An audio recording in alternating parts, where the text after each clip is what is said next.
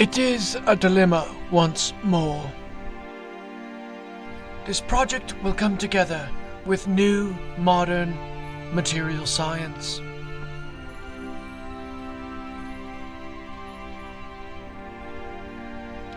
Now, with the swipe of a button on my screen, I am able to get random shit delivered to my house from Bezos himself.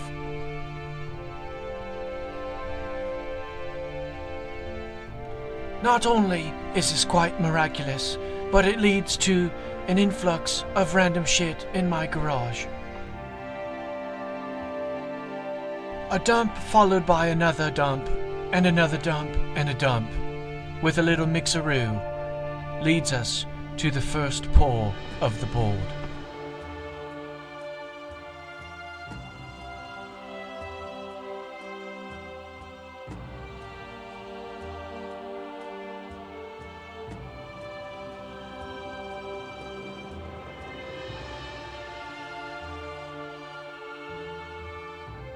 Like the clouds ending the drought in a desert, the resin comes to rain down in the cracks and crevices of the board, seeping into every crook and nanny there is. Every void will be filled with what will eventually be plastic contamination.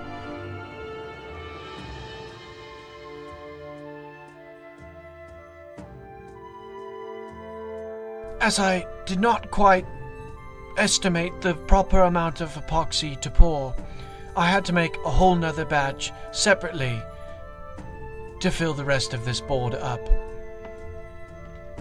Because of that, we got two different colors, and the second one I did had a little bit more of the marble effect that I wanted previously.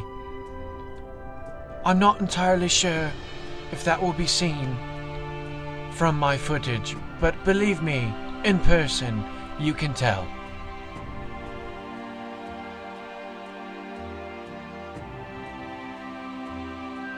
A full 24 hours later, clamped and glued cured, we are able to finally cut the whimsical shape out of the board. As you can see, we now have much more scrap left over from this project as well.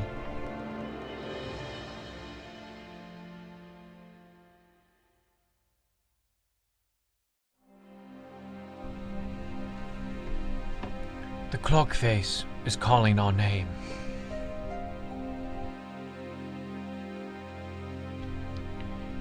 Needing it to stand out so that you can read the time on this whimsical clock, we are just rolling with a black outline, and that is what I'm doing here.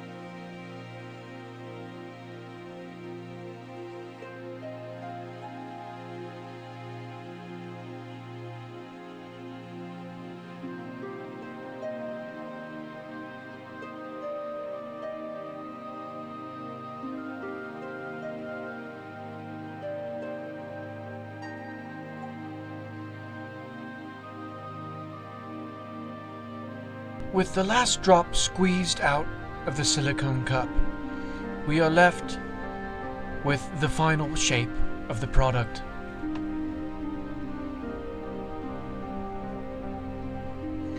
As a man who loves to tinker and acquire new tools and skills, I recently got a rotary tool. This rotary tool was something I wanted to experiment with on this project. Unfortunately, I hated my design so much, I ended up carving it all away later on. Due to my lack of patience and my wanting to get a drop of water shape in the clock, I ditched my tool and went with a really coarse grinder blade for my angle grinder.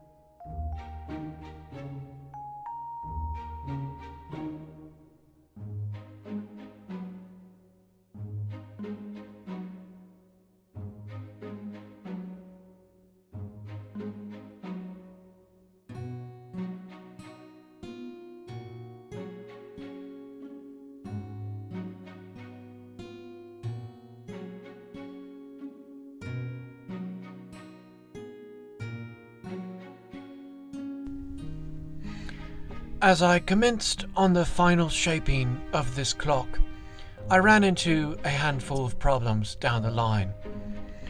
As this is a scrapwood clock, I used previous boards for other projects that were upcycled into this. As you can see, the dark walnut board had more and more pilot holes appear as I ground down the final shape.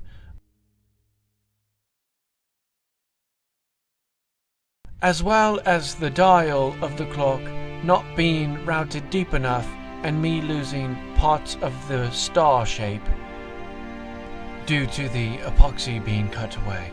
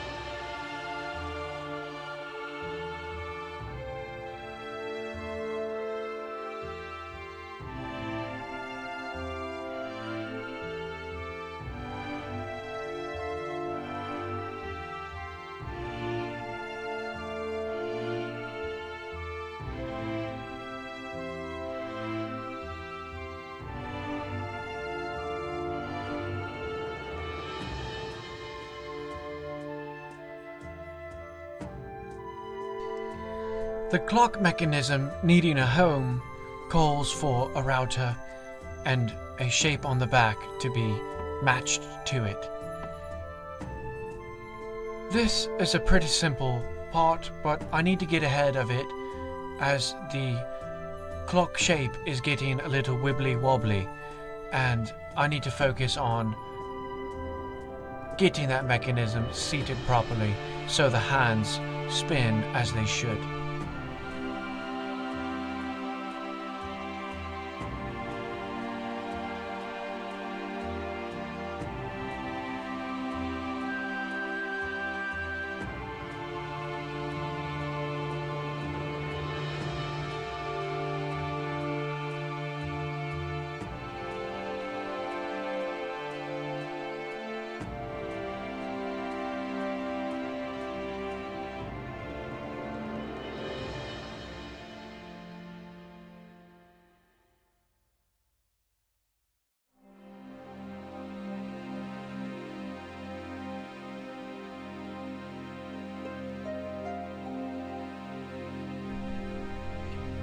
And still focusing on the back, we get to carve the plywood down to make the clock a bit lighter on the wall. I must say this was probably one of my favorite parts of this clock. I never have seen plywood shaped like this, and it really threw me back to what a Damascus knife kind of looks like. I think I will be using this effect in the future for sure.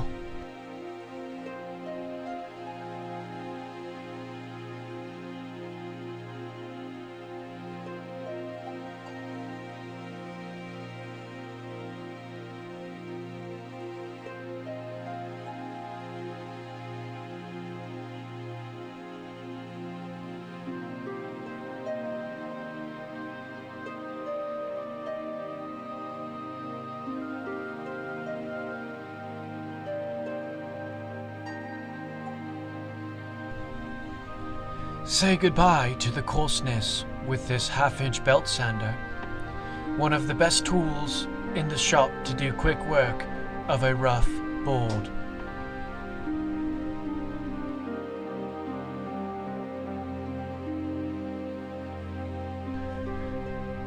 Now we are getting to the final shaping and sanding I am going to jump ahead though and get us right to the finishing part of the clock.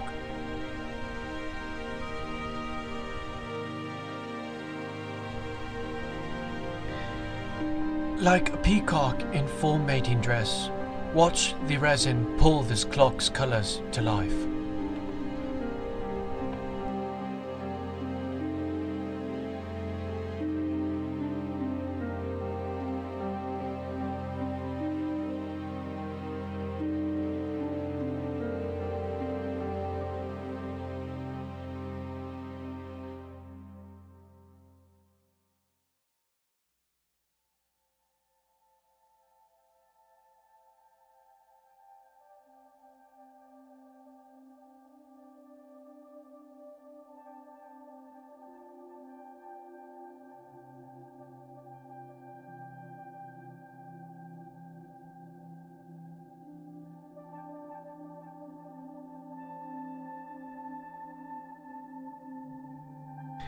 As the finished project peeks through with a glimmer of its potential, I'm left unresolved with my decisions up to this point.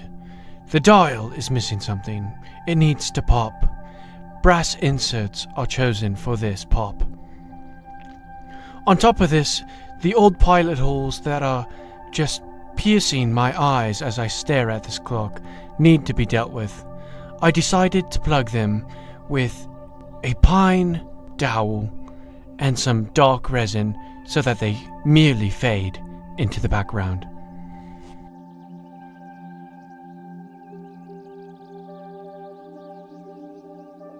Getting on with the cover-up.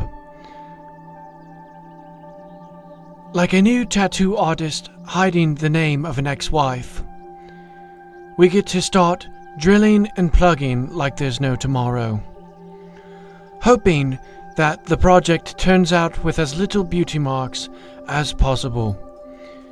This is achieved by using pine and a dark resin, all with the aim of merely hiding what was there before.